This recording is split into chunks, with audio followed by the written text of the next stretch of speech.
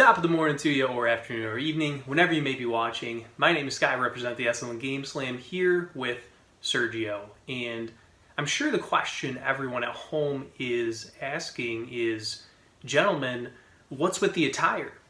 And I'd like to expand upon that a little bit with a question of my own.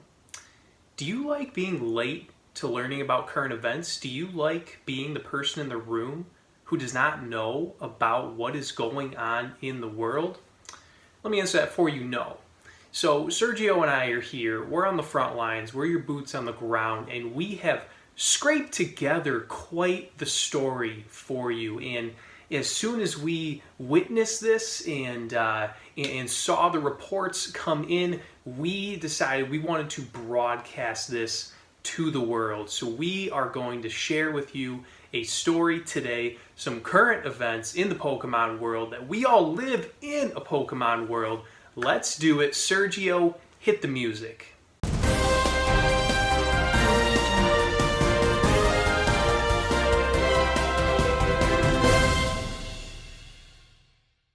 Our story takes place in a very special place called Twitter.com. Not even sure if it's still a .com, but it is an app that millions of people use. And today, what I found was a very heartwarming story about, I was going to say one of our favorite games, but it might be our favorite game. Let me show you right here. We're talking about Pokemon Stadium, Nintendo 64. Of course, my first Nintendo 64 experience. And the story is, the headliner is that a trainer was reunited with some of his Pokemon 20 years later. And what does that even mean? You know, we all live in a Pokemon world, and it's sort of timeless. You know, you can start a new game in 2020 for this game that came out in 1996, I believe. The franchise came out in 96. Pokemon Stadium, of course, came out in 2000. And that's what brings us to this 20-year differential.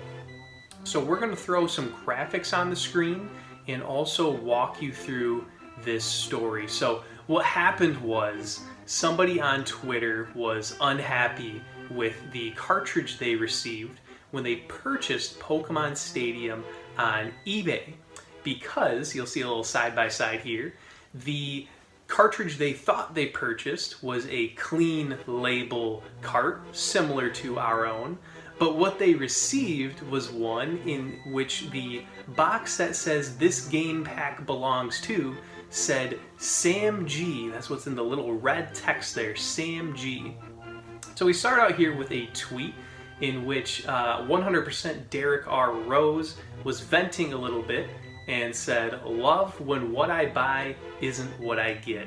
And Sergio actually let me know that he is using satire here. He did not love that when what he buys is not what he wanted. So some people start a little beef, and they say, it looks like you just got Sam G'd, and that's looking like it's going to be the new terminology, the new talk of the town.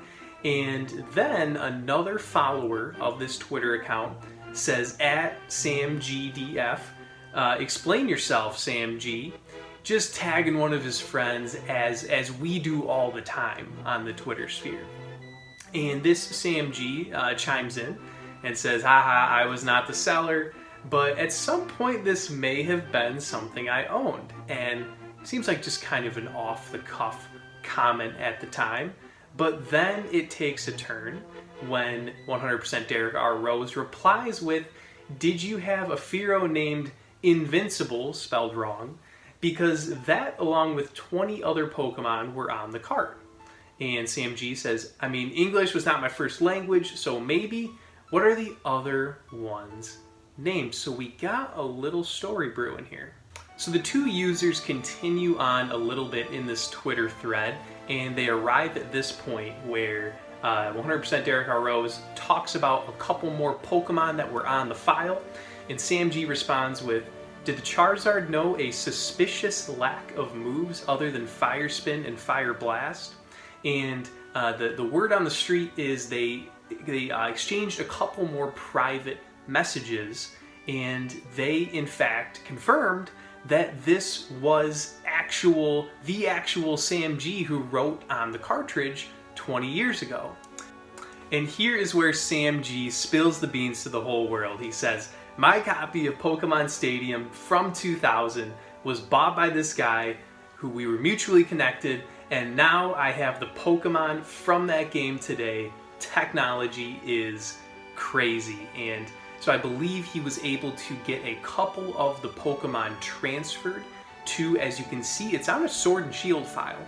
And I'm not going to go into the mumbo jumbo of the technology because I do not fully understand it, but I will share that with you here now, just so the people who understand the sciences of this can get their fill. So 100% Derek R. Rose says, "With the power of a cartridge dumper and a hacked 3DS, I was able to reunite someone with 3 20-year-old Pokemon, one short of Sergio here, who knocks back his Bud Lights, from their childhood, saved onto a copy of Pokemon Stadium that they sold in 2003, that I bought off eBay, that wasn't even the cartridge in the auction photo." So that kind of brings us full circle. And unfortunately, I guess Sam G was not able to get his favorite Pokemon back, which was his Aerodactyl, because of Sword and Shield not including that in the National Pokedex, which is like, you kidding me, fam? Like, can't we just put them all in there? But still, he was able to get a couple Pokemon from his original Stadium file. And I had to share that with the whole crew here because I found this to be such a heartwarming story. And I gotta let you know that it doesn't quite end there. There is one more wrinkle, and this is my absolute favorite part, where we see at the end of this back and forth on Twitter, 100% Derek R. Rose leaves us off with this: "I'm not deleting the save data on this Pokemon Stadium cart. I will finish what Sam G started." So there you have it, folks. Nice story. In this world of chaos, we found some light. We wanted to share that light with you, and we hope y'all enjoyed it. So with that, Sergio and I are going to peace out, get our Big J Journo caps on for the next story, and if we find something, we'll see you next time. If not, you'll just see us for our regularly scheduled programming. So with that, GameSLAM signing off.